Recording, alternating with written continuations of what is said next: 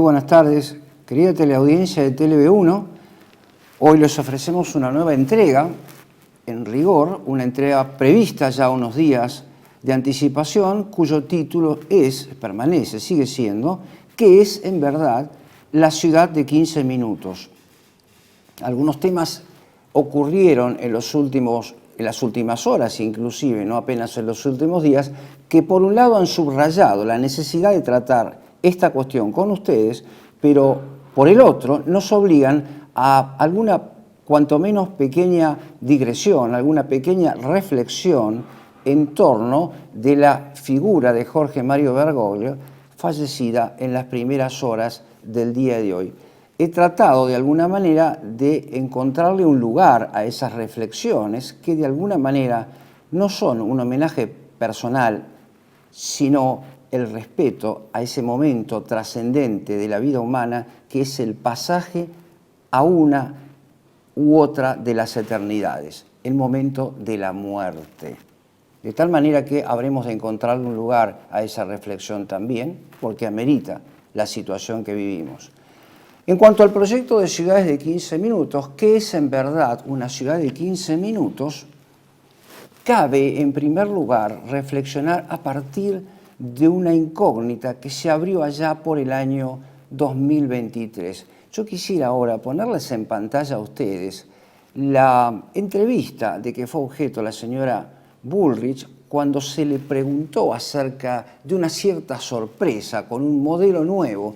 No hay allí una determinación concreta, pero ustedes van a comprender con el curso de la exposición del día de hoy como en verdad cuanto yo pueda decir hoy y en el próximo programa es una concreta especificación de cuanto anunciaba aquí la señora Bullrich en el año 2023. Les pongo entonces, les sugiero como punto de partida el siguiente video en pantalla. Algo insinuaste con la pregunta de Pablo de León que iban a sorprender con un anuncio. Entiendo que de armado, de organigrama, de... ¿Nos podés adelantar algo un poquito? ¿Entender por dónde viene? Es pensar que los argentinos estamos muy dolidos y vamos a armar un sistema que ponga el foco en el ser humano desde una perspectiva en el que todo aquello que tiene que ver con el ser humano, su vida, su educación, su cultura, su bienestar, su seguridad, estén todos bajo una filosofía muy interesante. No entiendo. Ya lo vas a entender.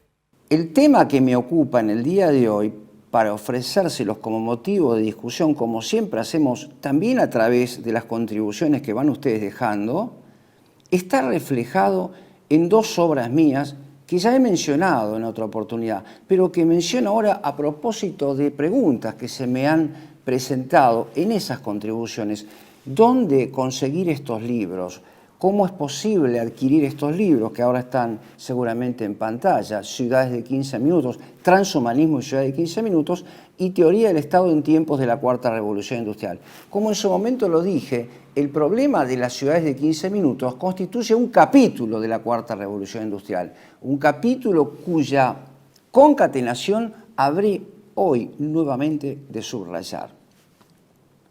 Entonces, dicho esto, ofreceremos aquí dentro del tiempo que disponemos y mientras ustedes pueden presenciar esta entrega, la dirección concreta de correo electrónico donde ustedes pueden solicitar este material bibliográfico que, dicho sea de paso, dejando de lado toda referencia a mi trabajo personal, no ha sido, digamos, todavía compulsada con otras obras. No hay nada que se haya escrito al respecto en nuestro medio, sí en el extranjero. Aquí todavía permanecen siendo los únicos textos que tratan estas dos importantes cuestiones. El problema de la Cuarta Revolución Industrial y el gran problema actualísimo de la hora que vivimos, a saber, el de las ciudades de los 15 minutos, ya en marcha en muchos lugares del país.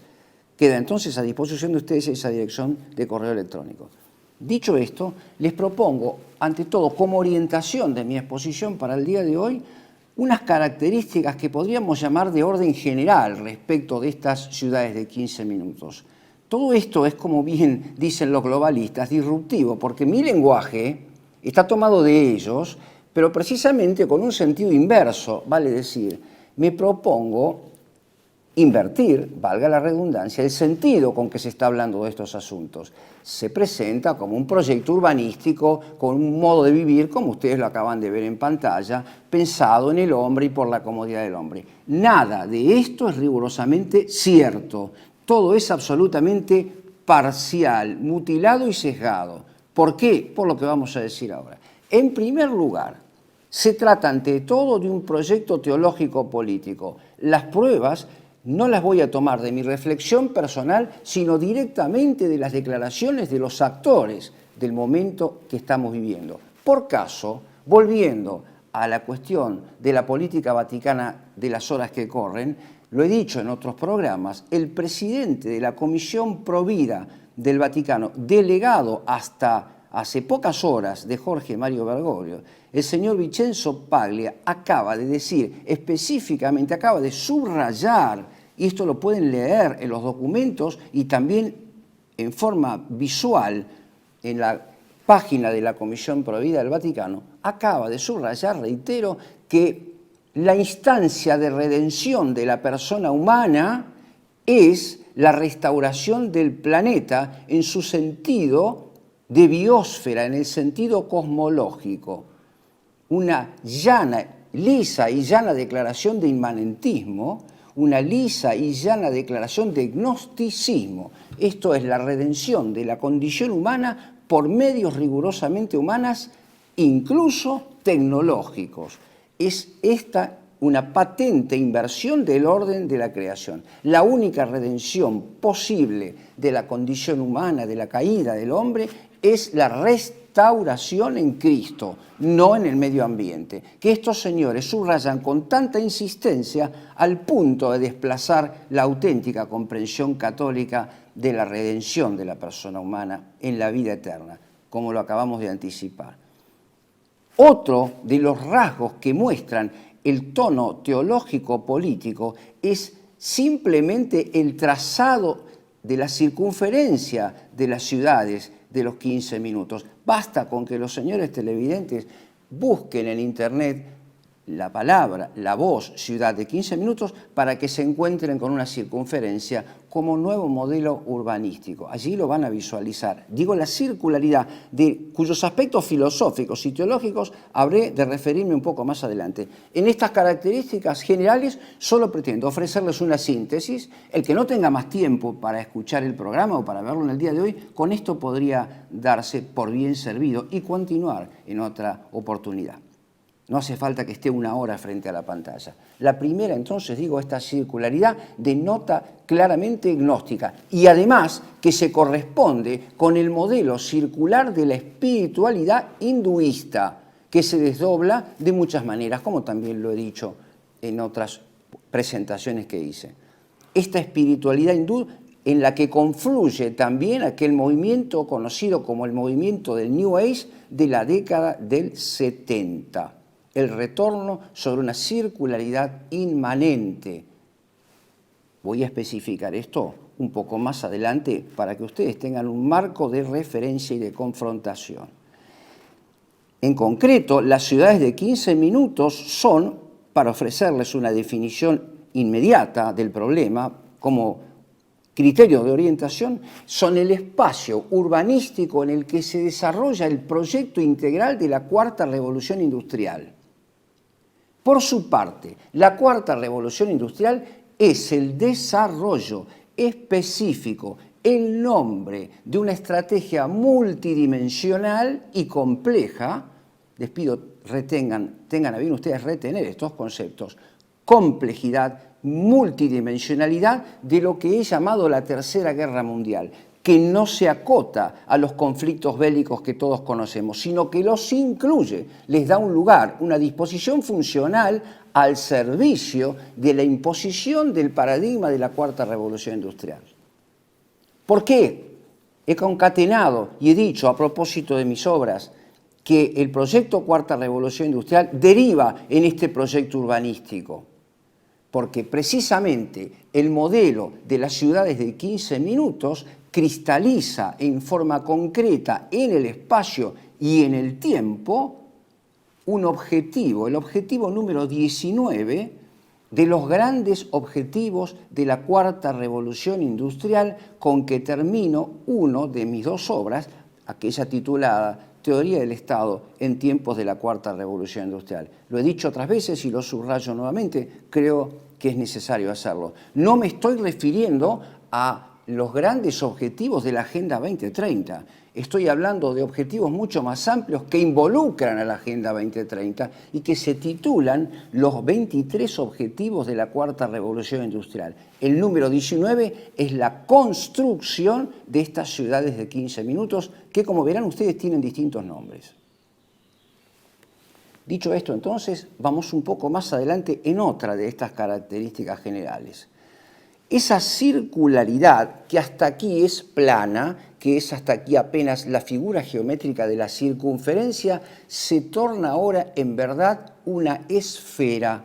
¿Por qué esfera? Porque es el ámbito donde debe desarrollarse la vida humana en su totalidad, un cambio de paradigma de la vida humana que se desarrolla en una esfera connotada por dos características esenciales. Una de ellas es la transparencia y la otra la conectividad.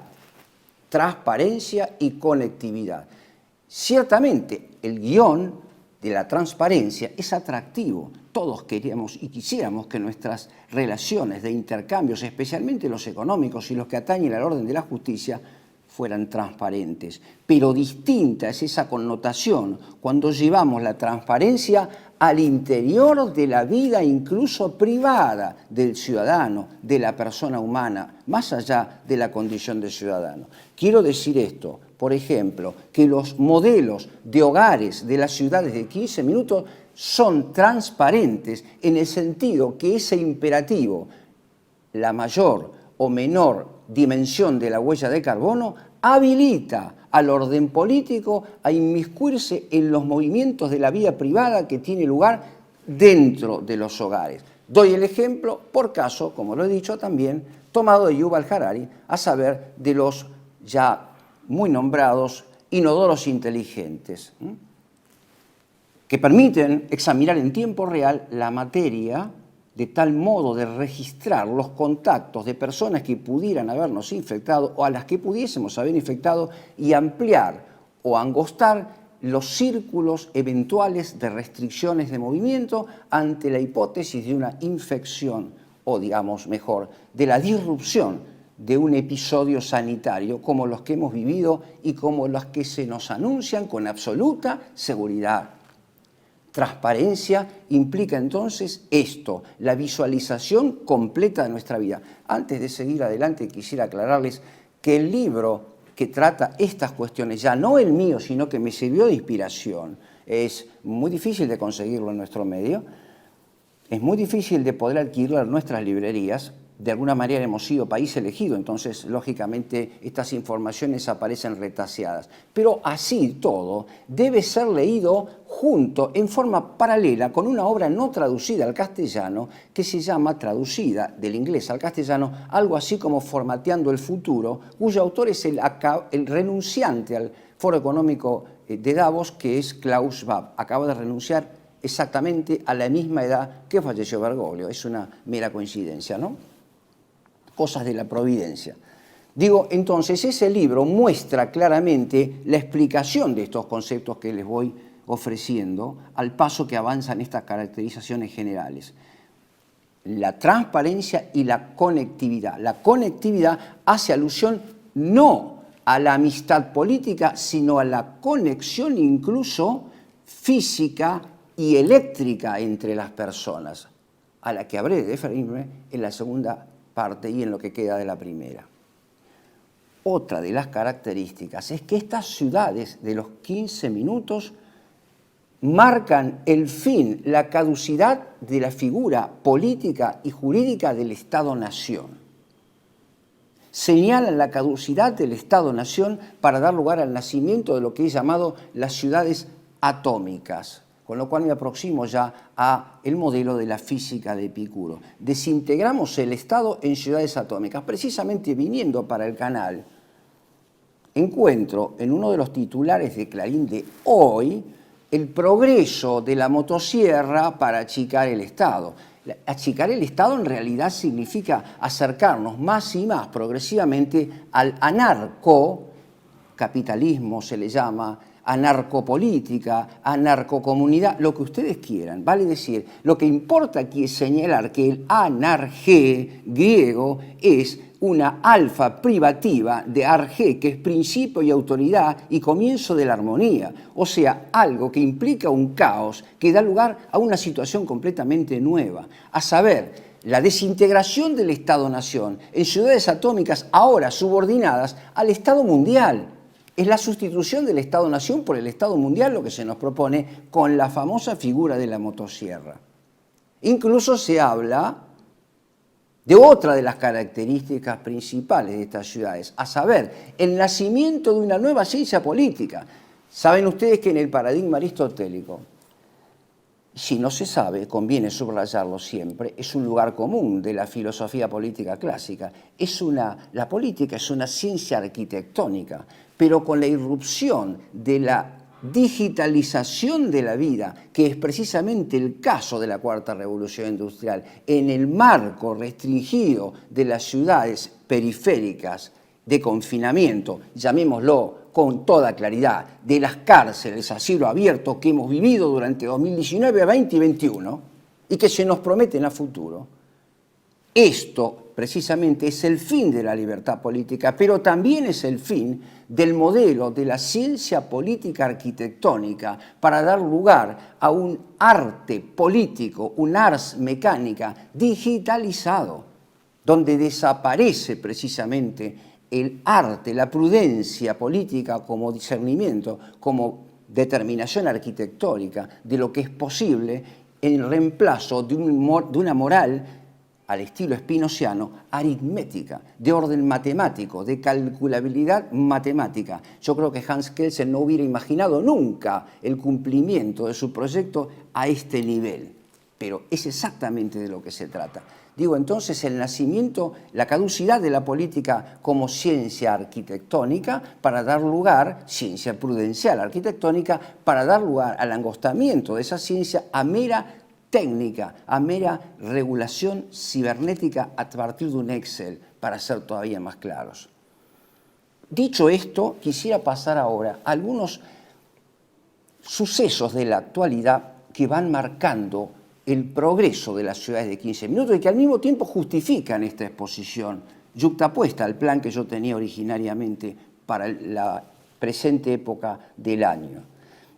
Aquí, en este lugar, quisiera, vuelvo a decir, retomar el momento de la muerte. Acaba de morir Jorge Mario Bergoglio.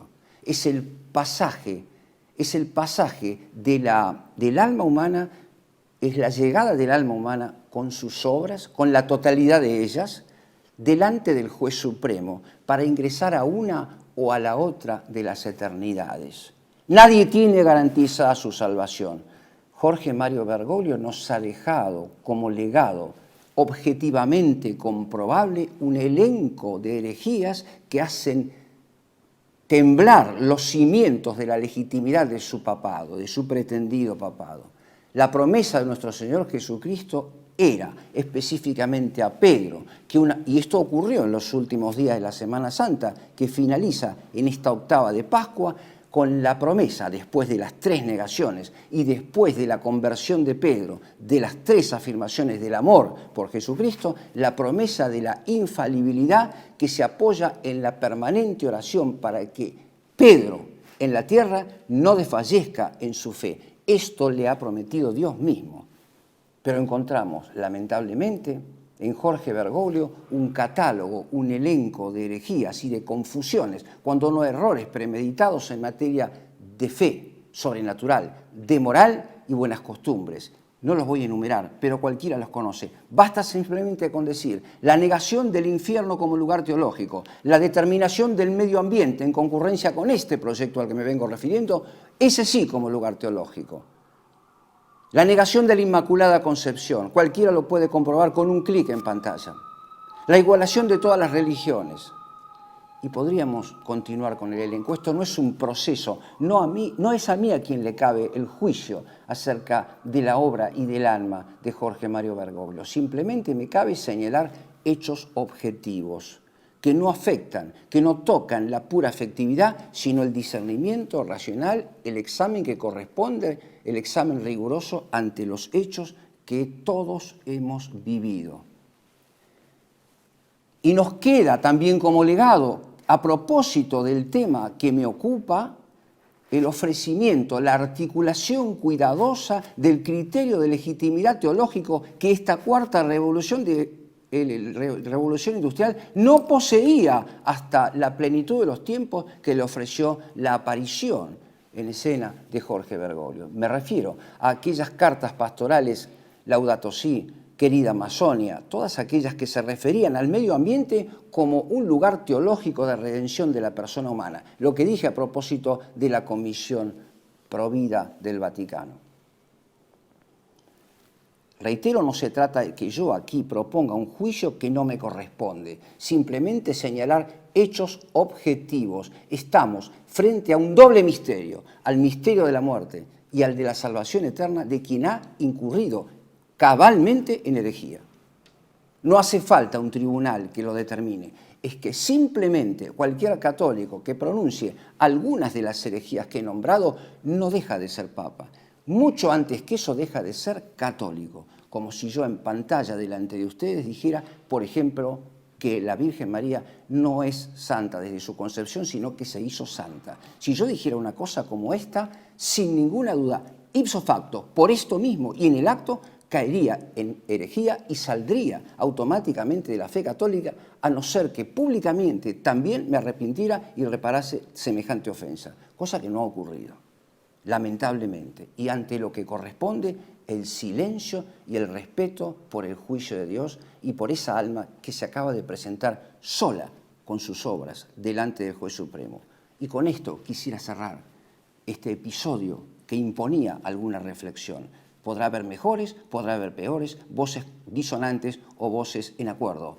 No es el problema para que lo tratemos aquí. Quiero decir simplemente que, por caso, ha sido Jorge Bergoglio el que puso sobre el tapete el nombre de personajes siniestros como el de Edgar Morin, que es el mentor filosófico posiblemente más elevado del proyecto de Ciudades de 15 Minutos. Reflexionaba mirando mi libro sobre Ciudades de 15 Minutos que sin haber leído la totalidad de la obra de Edgar Morin, como ocurrió después, pude comprobar, pude ofrecer como texto inspirador un pasaje que tomé del Apocalipsis 21. Y veremos un nuevo cielo y una nueva tierra, lo puse como un motivo de esperanza cristiana ante semejante crisis como que se ha planteado a nivel planetario, con la aparición del COVID-19 y con estos modelos de cárceles urbanas.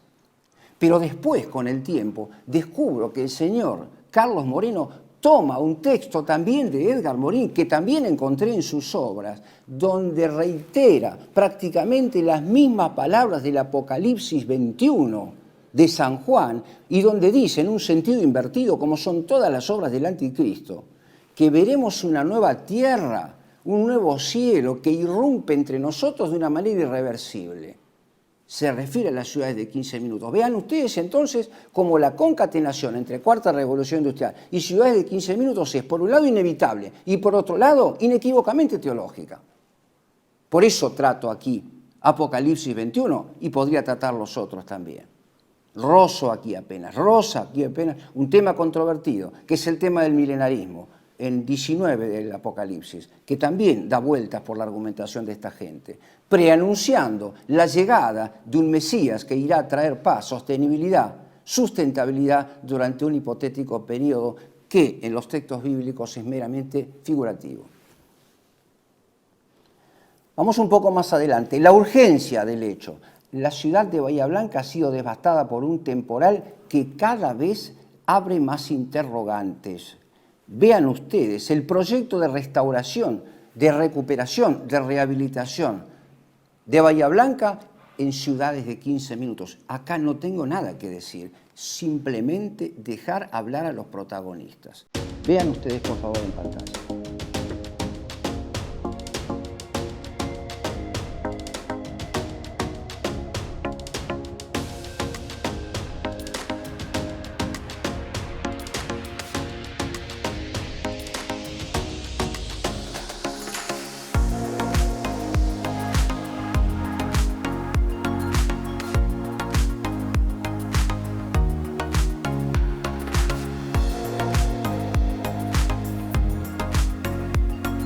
El principal eje tiene que ver con empezar a pensar a Bahía como capital.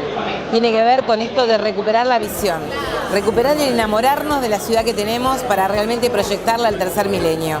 Sin olvidarnos que la ciudad, además de proyectarse como capital, tiene que darle calidad de vida a su gente.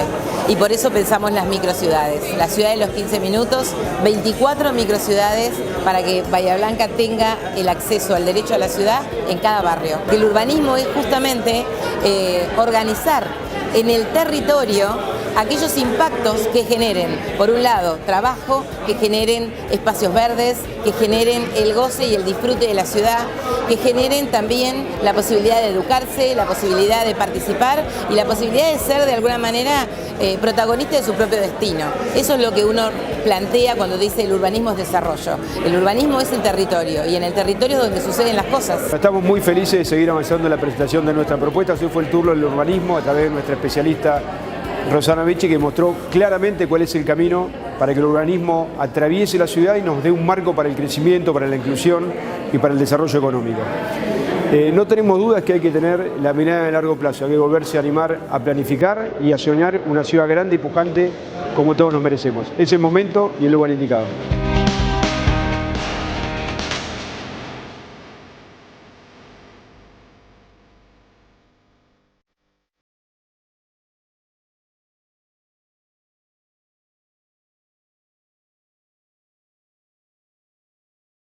Otro de los hechos importantes es el que ha ocurrido en el mismo sentido o un sentido análogo para imponer el modelo de ciudades de 15 minutos en San Miguel de Tucumán, donde ustedes pueden comprobar aquello a lo que nos hemos acostumbrado a través del fútbol en la implementación del VAR. Y en algún momento lo dije en esta pantalla, pero lo escribí en mis obras. El VAR era una propedéutica para la nueva vida bajo control respecto al paradigma del medio ambiente.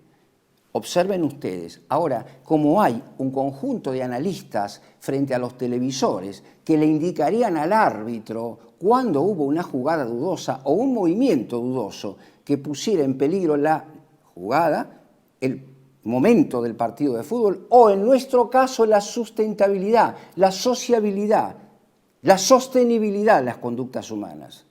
Observen ustedes entonces, como aquí no hay un árbitro, pero sí hay altoparlantes instalados en las plazas que indican a las personas comportamientos que deben corregir. Hoy son neutrales, son aparentemente anodinos. La persona de pullover blanco, por favor, que recoja el papel que acaba de tirar. Pero mañana puede ser la persona tal por cual acaba de salir de su hogar en una hora inapropiada. Por favor, ingrese nuevamente a su casa.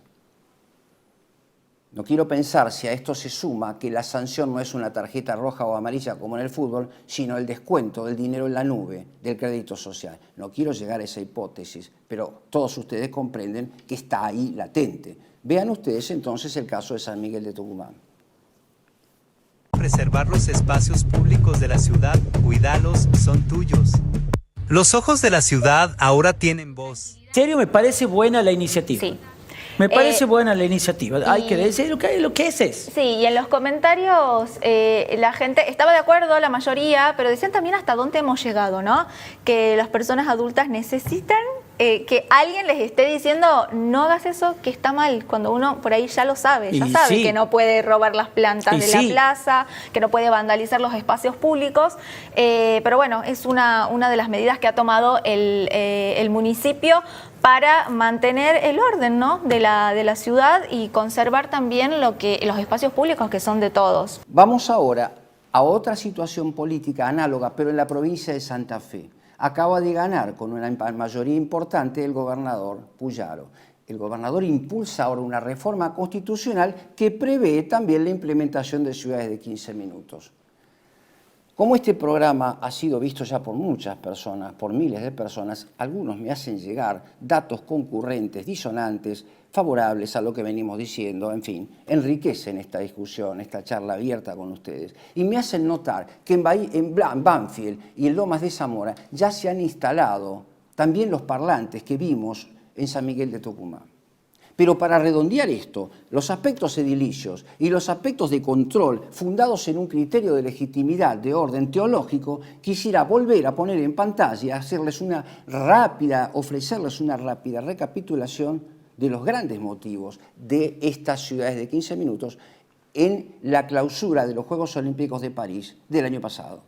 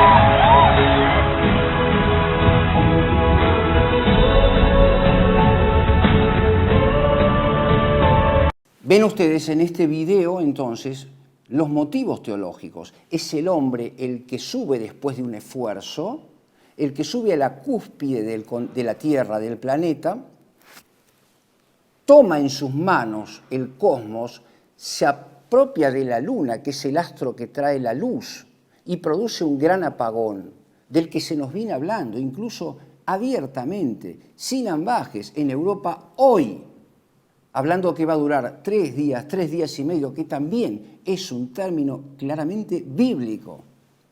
Un apagón que da lugar a lo que ustedes ven en pantalla, a saber, a una revolución, a una nueva refundación del planeta, en cuya parte superior se observa claramente el desarrollo de control a través de la red Starlink.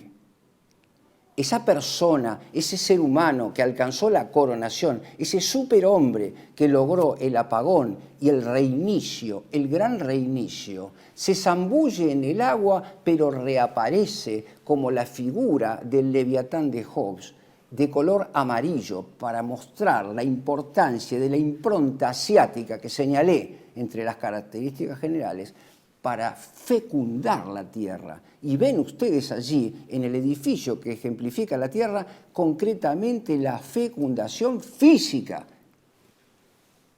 Y ven ustedes también que luego se figura allí el arco iris. Y el arco iris también es un símbolo teológico, porque muestra ya no el pacto hecho entre Dios y los hombres, sino un segundo pacto para una tercera creación, pero esta vez a manos del hombre, como lo señala Yuval Harari. Es la hora de nuestro diseño y ya no más la de un Dios ubicado en las nubes. Expresas palabras de Yuval Harari.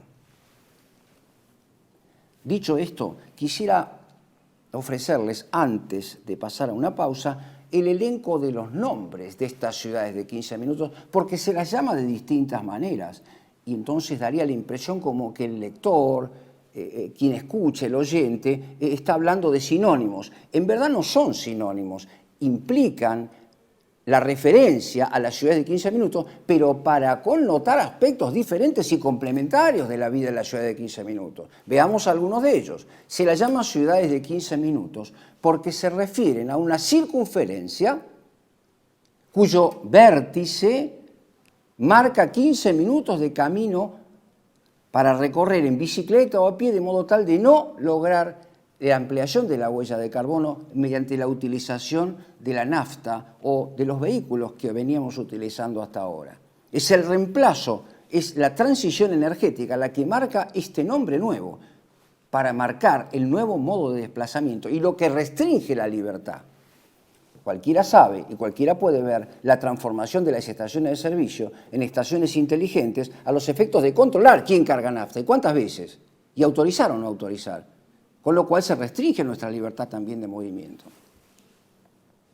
Se llaman también ciudades de 360 grados, en referencia no apenas a la circularidad plana, sino a la esfera de transparencia, donde se desarrolla la nueva vida, la vida transparente, susceptible de control desde fuera y mediante un panel de televisores, porque justamente allí dentro se concreta ese ideal de la cuarta revolución industrial, que es sintetizar la vida humana, la vida vegetal y la vida animal al control digital. Lo dije muchas veces y creo que vale la pena reiterarlo. Me he encontrado con algunos oyentes o televidentes que han logrado incorporar estos conceptos y que los repiten.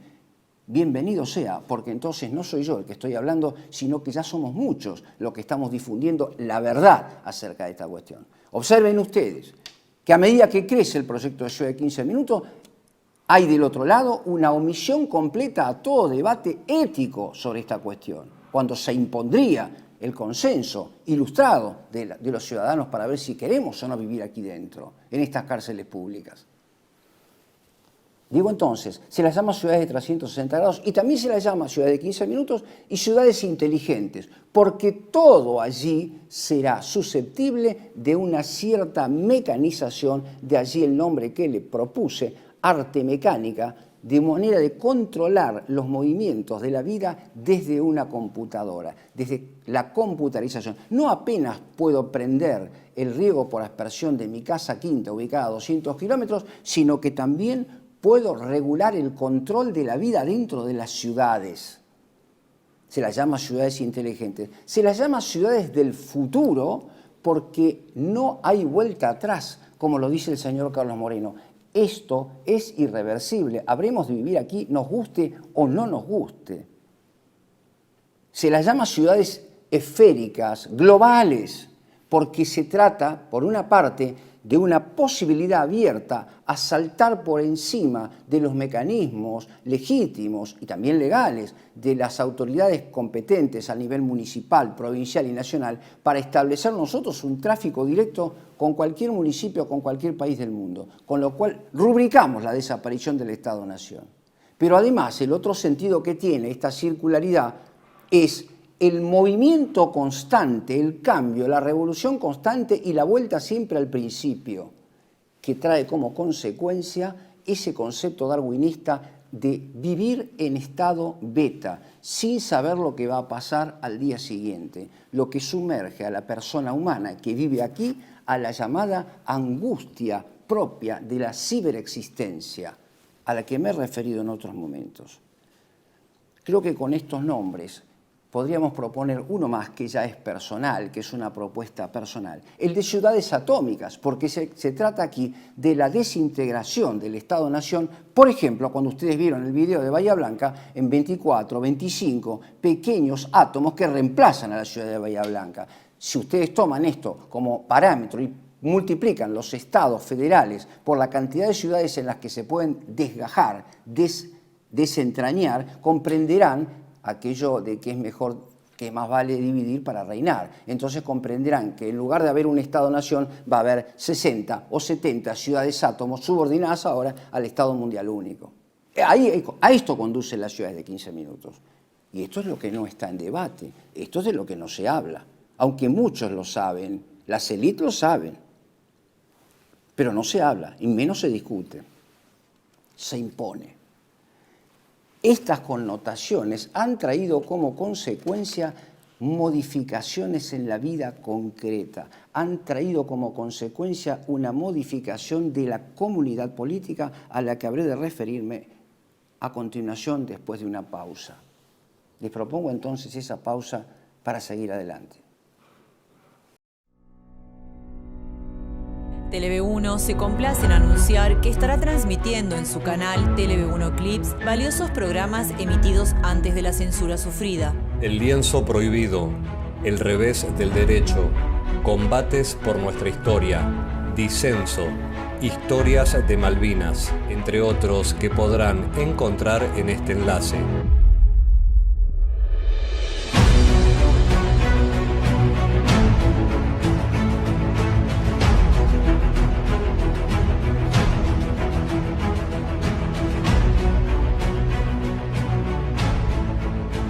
Agradecemos su aprovechamiento y difusión. Bienvenidos a CEPA, Centro de Estudios del Pensamiento Americano. Nuevo sitio web de cursos de formación en política, filosofía, historia, literatura, geopolítica, religión, psicología y más. Cursos de formación que reflejan el verdadero pensamiento americano. Lo invitamos a elegir el curso de su agrado ingresando en www.cepa.la.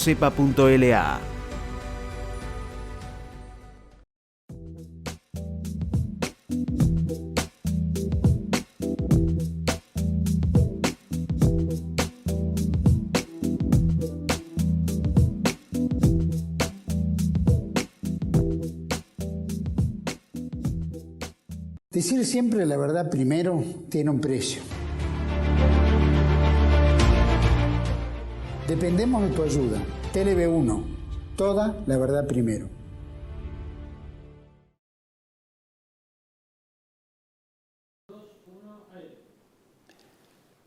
Recordando una obra que leí hace muchos años de Leo Strauss, cuyo título era La ciudad y el hombre, se me ha ocurrido desdoblar ahora mi exposición en dos momentos.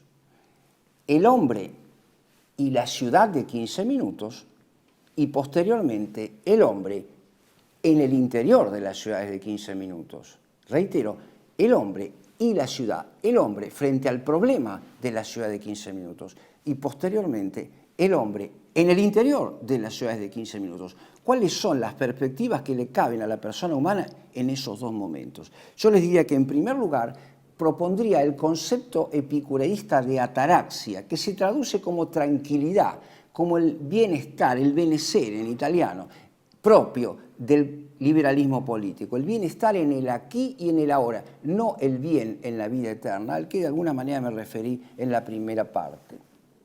No a la coronación de la vida honesta, de la vida de santidad, sino el bien inmanente del aquí y del ahora, la ataraxia. Lo he desdoblado en tres grandes conceptos. En primer lugar, la actitud del hombre frente al proyecto de ciudades de 15 minutos puede corresponder al de una resistencia, al de una aceptación pacífica de la situación que se presenta con la nueva vida en las ciudades de 15 minutos y a una negación de la realidad. Esto no va a ocurrir nunca.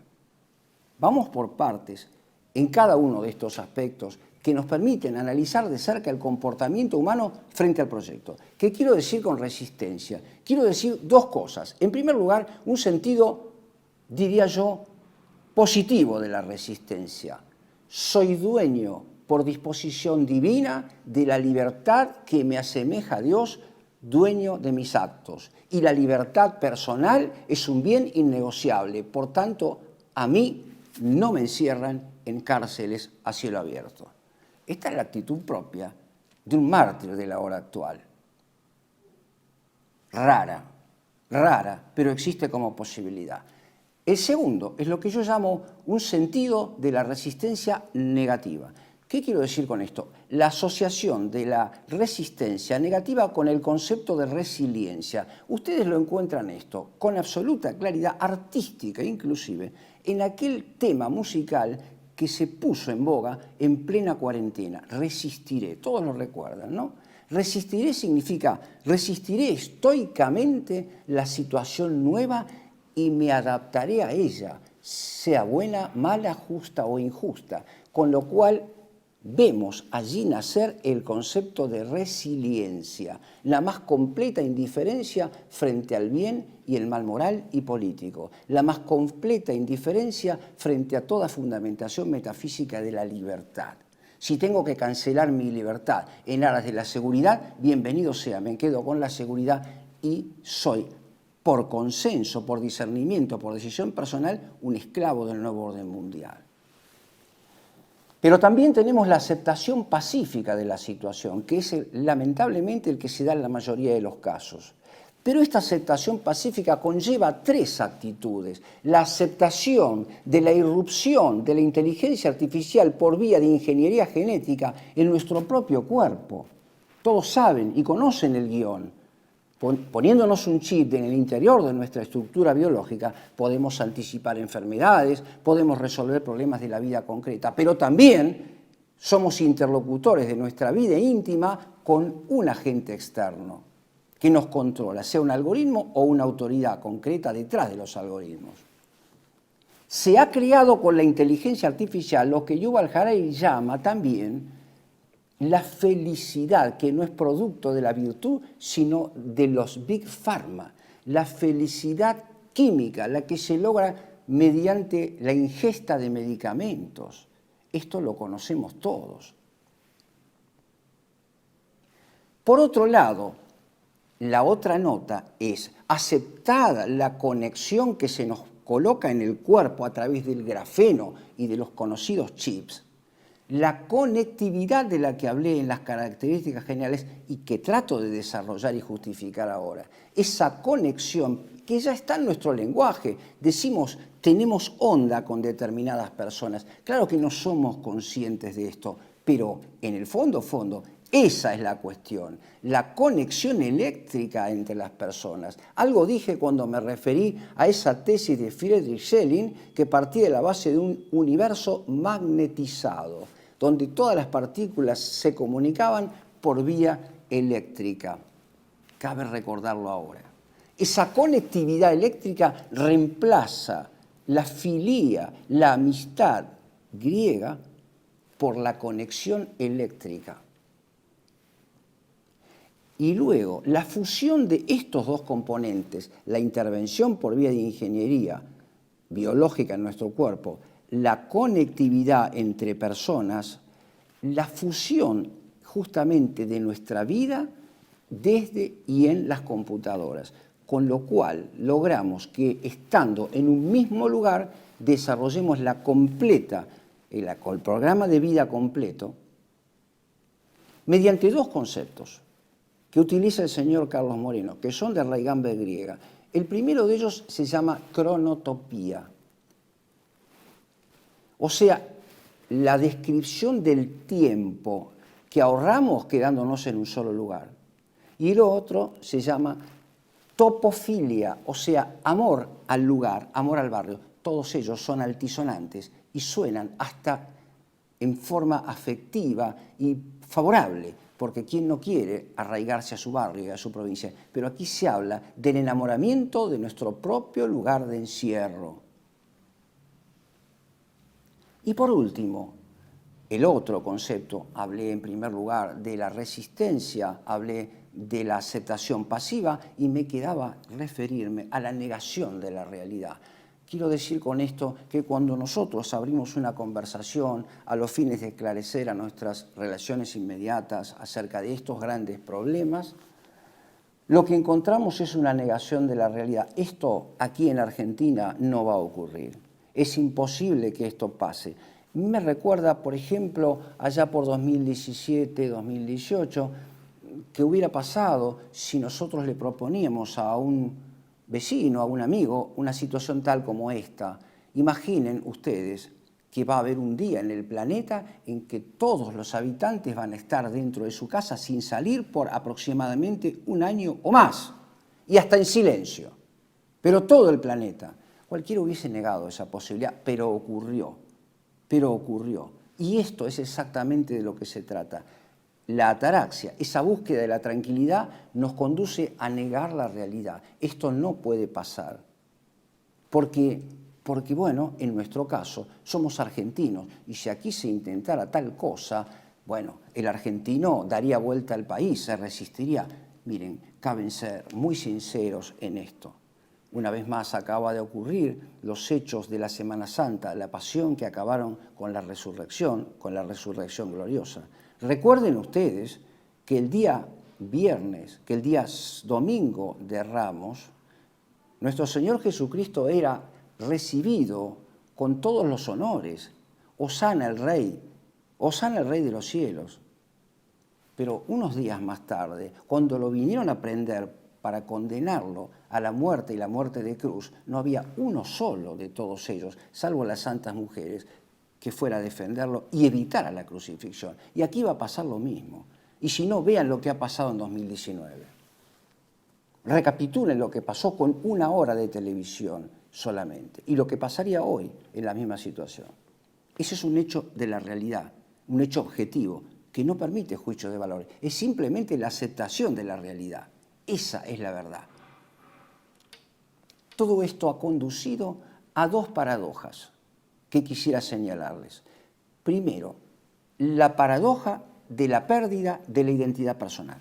Fíjense ustedes que ahora, a la par que se nos habla de la necesidad de adoptar una identidad digital, que es así como en el plano cibernético la personería jurídica, que actúa por encima de nosotros y a título nuestro.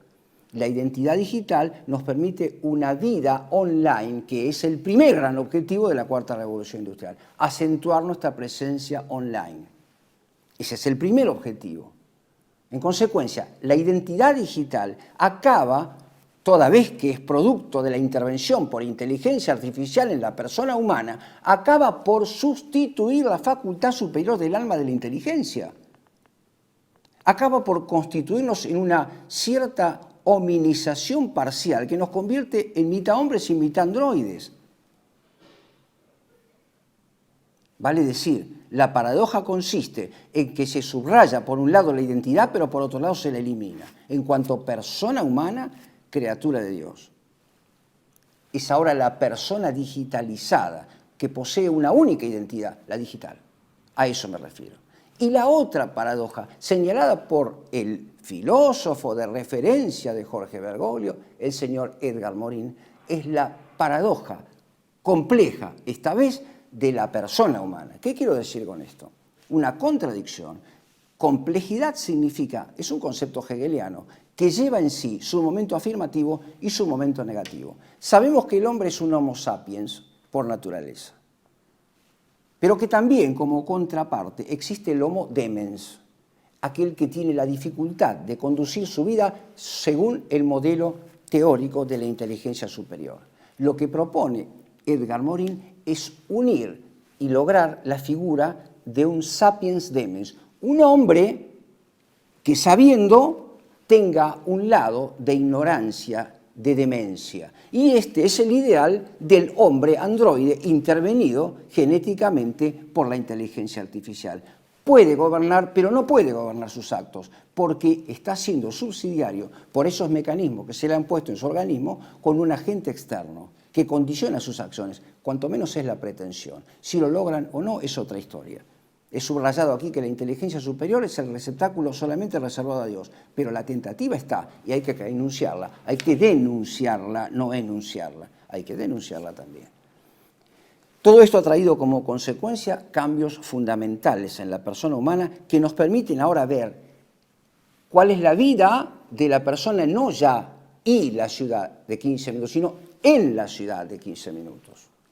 Permítanme para esto ofrecerles una figura, una esfera amplia que es el orden de la creación. Ese sí, el lugar teológico, la morada de Dios, de las jerarquías celestiales.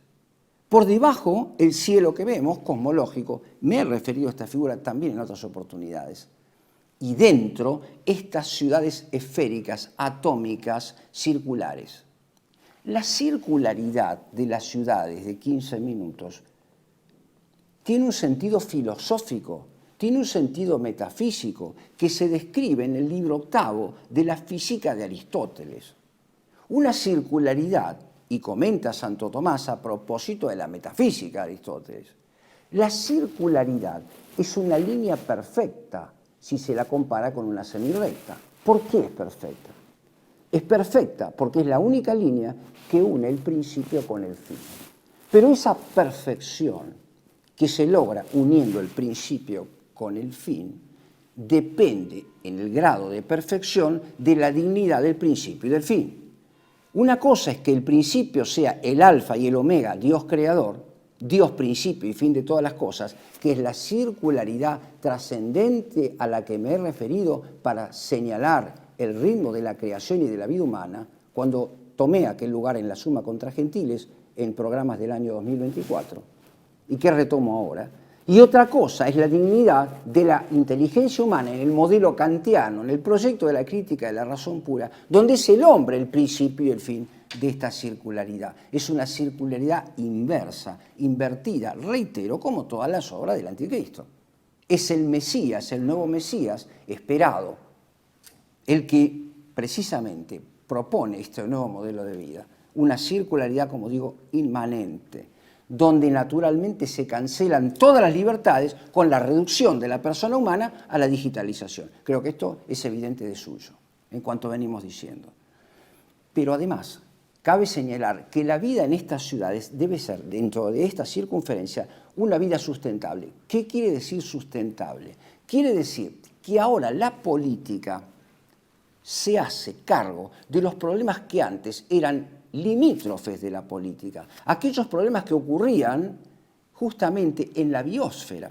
Por ejemplo, el problema del clima, el problema meteorológico, el problema del clima, el problema de la aparición de virus, de enfermedades que podrían afectar la vida política. Poco a poco, la política se va inmiscuyendo en problemas que antes eran laterales. Por ejemplo, el de la salud. Siempre fue un problema político cada vez que ocurrió un suceso, pero ahora lo va a ser siempre, porque vivimos en estado de amenaza permanente. Y esto lo tomo de las propias declaraciones de los organismos competentes como son la Organización Mundial de la Salud. El secretario de la Organización Mundial de la Salud y Bill Gates en su obra reciente acaba de decir, el caso de una próxima pandemia no se discute, no se trata de si va a ocurrir o no. Va a ocurrir necesariamente, lo pueden ver ustedes en pantalla. No soy yo quien lo dijo. El problema es saber cuándo y cómo, y qué vamos a hacer frente a esto. ¿Y cuándo va a ocurrir? Va a ocurrir muchas veces, porque es un estado permanente. Lo afirman con tanta seguridad que uno acaba por pensar, pero ¿no serán ellos los dueños de estos procesos? Y creo que más de uno de ustedes lo piensa también. Al menos como una hipótesis abierta. Los colapsos económicos, los colapsos sanitarios y los colapsos climáticos justifican el nacimiento de estas ciudades de 15 minutos que fueron hechas para la vida en estados de amenaza permanente. Declaración textual del señor Carlos Moreno, asesor actual en el proyecto de Ciudad de 15 minutos incluso para la Argentina, donde se han hecho congresos de ciudad de 15 minutos sin que posiblemente mucha gente se entere. Salió en los diarios, pero no con esta especificación detallada del proyecto.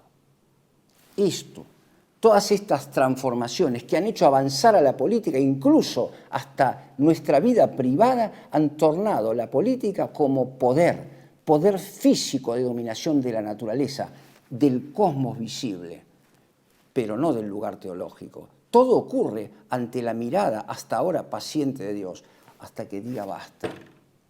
Hasta que diga basta. Y ocurra aquello que relatamos a propósito del Apocalipsis 21.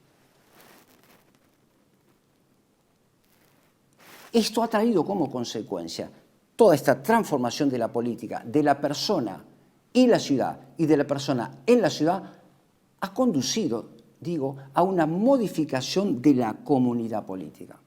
Ya no convivimos con nuestros semejantes. Las comunidades políticas, la koinonía griega, no se da entre personas, sino que ahora han nacido lo que Klaus Schwab ha llamado ese concepto absurdo y contradictorio en sí mismo de comunidades egocéntricas. Son las que ustedes observan cada vez que ven en una confitería, en un bar, en un lugar público, a personas que están juntas, pero cada una conversa con su dispositivo celular, pero no con quien tiene al lado.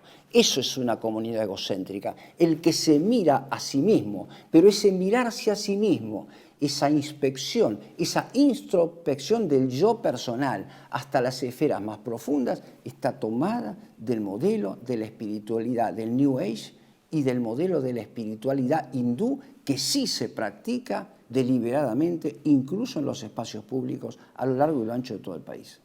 Está puesto ya entre nosotros. Y esto es una cultura dominante que hace difícil denunciar y combatir estas cuestiones. Comunidades egocéntricas, pero la comunidad política ha sido de alguna manera ampliada. ¿Quiénes forman ahora la comunidad política? Las personas humanas más los algoritmos. ¿Solamente? No, absolutamente no. Las personas humanas, los algoritmos, los animales y los vegetales, todos ellos que conviven dentro de un sistema regulable por una computadora, forman las nuevas comunidades. Hay una ampliación doble hacia las comunidades egocéntricas, que son un absurdo en los términos, y hacia las comunidades por igualación y homogeneización de la vida entera planetaria y a su regulación desde una computadora. Es posible la convivencia, retomando las características generales que enuncié en la primera parte, mediante el modelo que me parece adecuado, ha propuesto allá por el siglo XVI-XVII Friedrich Leibniz, aquel de las mónadas con una cierta armonía preestablecida. No voy a desarrollar aquí ese tema, sería motivo de otra exposición, pero Leibniz es un cartesiano que pensaba que entre esos átomos había una armonía preestablecida donde todo esto, dejado al libre hacer y quehacer, se iba a ordenar armónicamente en un juego de atracción, acción y reacción.